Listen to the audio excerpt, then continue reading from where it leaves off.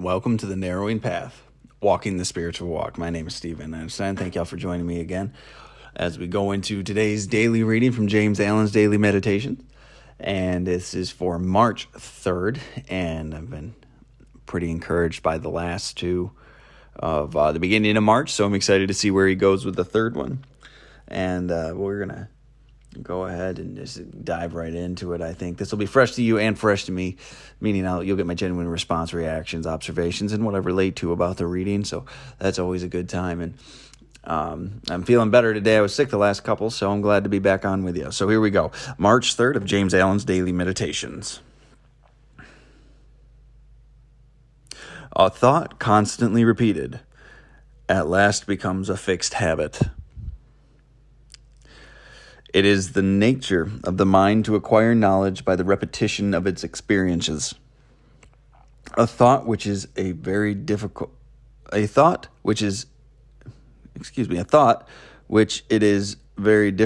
at first to hold and to dwell upon, at last becomes, by constantly being held in the mind, a natural and habitual condition. Just as a boy, when commencing to learn a trade, cannot even handle his tools aright, much less use them correctly, but after long repetition and practice plies them with perfect ease and consummate skill, so a state of mind, at first apparently impossible of realization, is, by perseverance and practice, at last acquired, and built into the character as a natural and spontaneous condition.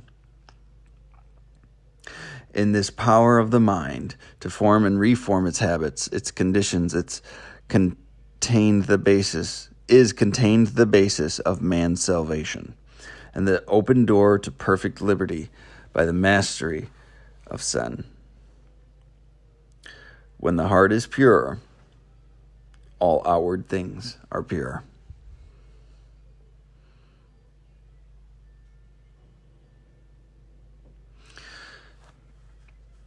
Wow. He's not this one. They didn't pull any punches at the beginning of this, saying that your mind makes your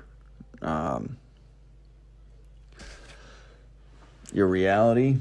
Your mind is your responsibility, and this is how you do it. Repetition. That was 1, 2, and 3 of this month. The repetition of an establishing of new habits, new thought patterns, and new ways of living and thinking. It seems crucial, and it's actually quite encouraging here because it's saying like all of it is possible, even the mindsets that are hard to hold, even these thoughts that are hard to be held on to, can become normal and naturalized and spontaneous. It even says so, like our natural way to be, if we just put the effort into them. So you can change anything if you so desire to, which I find that extremely encouraging. I think you can change beliefs, you can change thought patterns, you can change just your demeanor. How amazing of a thing is that? It's encouraging. So let's get into it.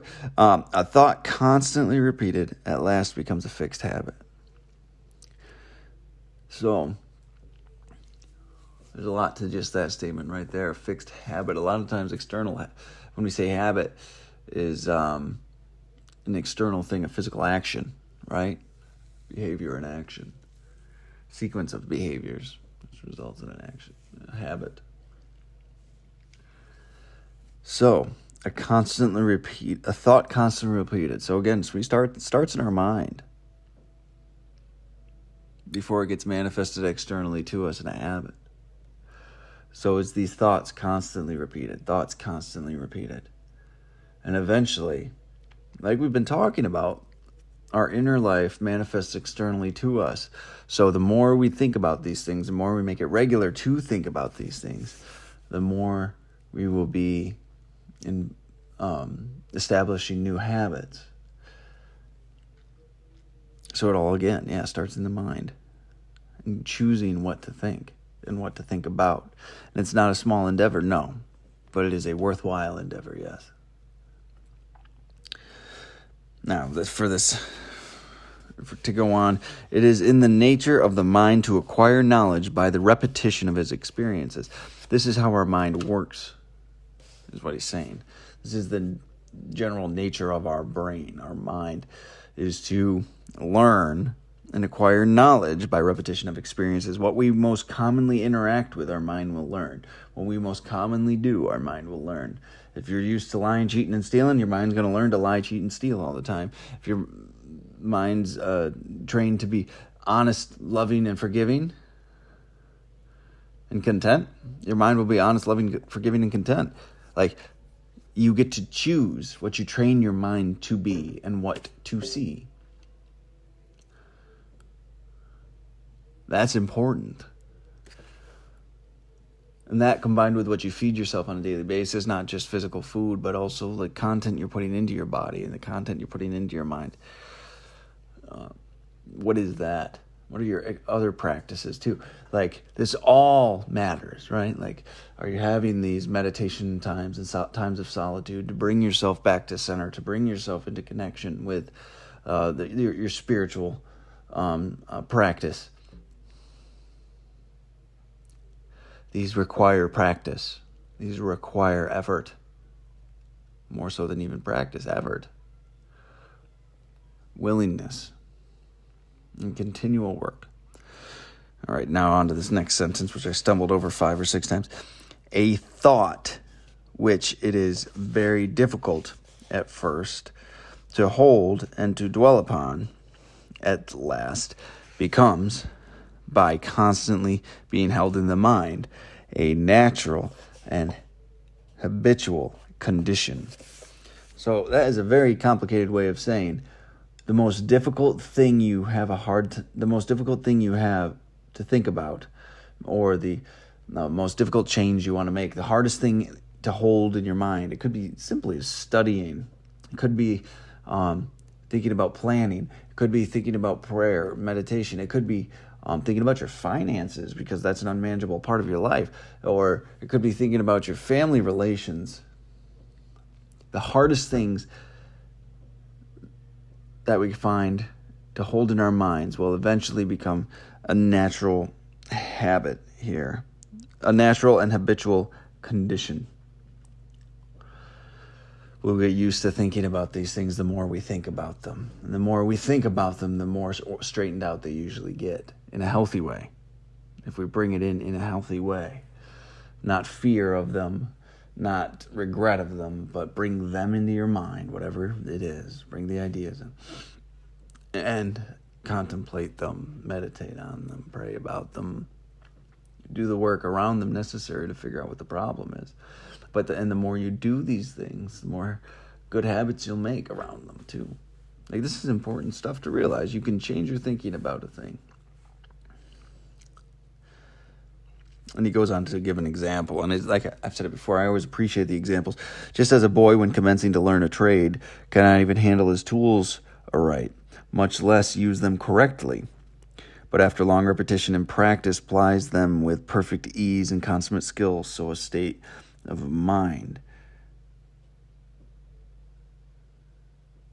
at first apparently impossible of realization, by perseverance and practice, at last acquired and built into character as natural and a spontaneous condition. Right there, that's what he's talking about. That's a perfect example of it. And we can apply that in any sort of way. Any sports you play, any instrument you play, any skill that you have, you didn't pick it up as a master. Very few of us have the ability to pick up a skill and instantly have a mastery over it. It's a testament and a endeavor of practice and almost knowing suffering, purposeful suffering to learn these things. But it's more so just these are examples of what can happen with practice and repetition, when those things we are very good at naturally, even when we put those into these practices and repetitions, we can improve on those. We've all picked up something that we had no gift to necessarily, no aptitude for, and learned it and mastered it in a very real way. But we didn't do that quickly. It took repetition. It took practice and effort. But we get to a point where at last acquired and built into the character as a natural and spontaneous condition, we don't even have to think about it anymore. That's when I find I'm most efficient. That's when I find I execute the best, is when my brain doesn't have to get involved and it's just my body's natural flow and reaction to something. I just handle a situation, or I just perform a certain task. I just do it. The more I think about it, the more I get messed up, honestly. It's usually what happens with it. So, natural and spontaneous condition. When we can get things to that point, which we can through this repetition, through this practice, through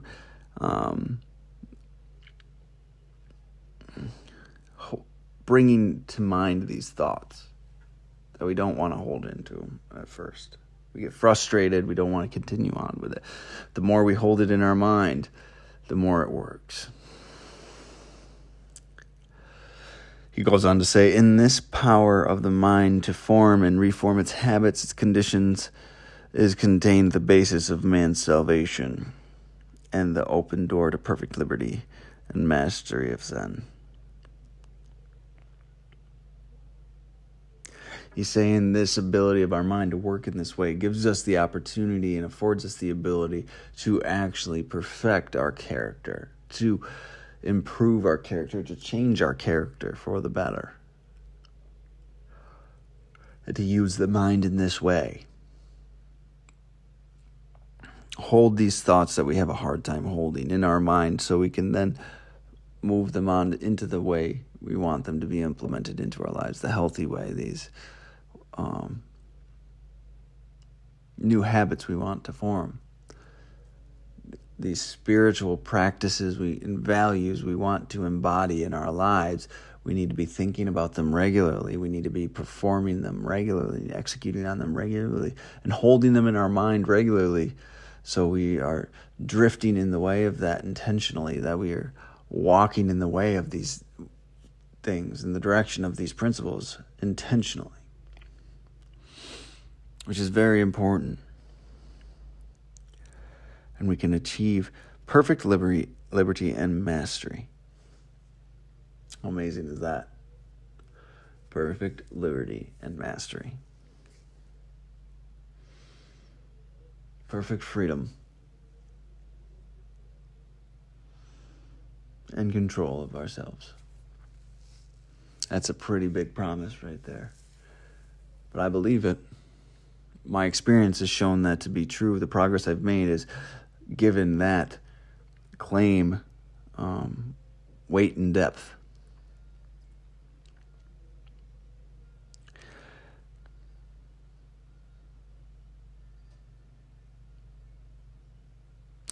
And he ends it here with, when the heart is pure, all outward things are pure.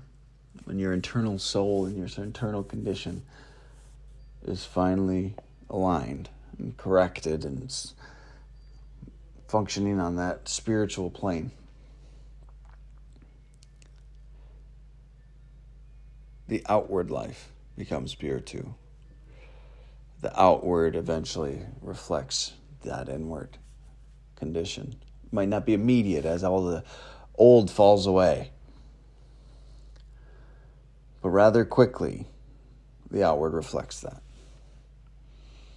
And again, my own personal experience gives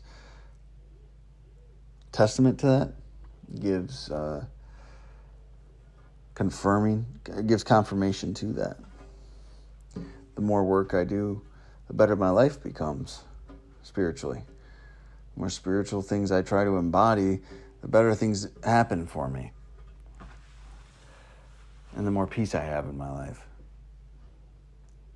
And from that peace, I have a life that I never thought was possible for a guy like me. And that's something I will always be grateful for. So, well, that was March 3rd, everybody. And thank you very much for jumping on with me again today. I do want to say I appreciate all the support for everyone jumping on and listening. It has been a fantastic experience. So please keep jumping on and taking a listen. Jump on over to our Facebook page if you'd like at some point. Give us a like and a follow. I would appreciate it. But besides that, it's until next time. Thanks.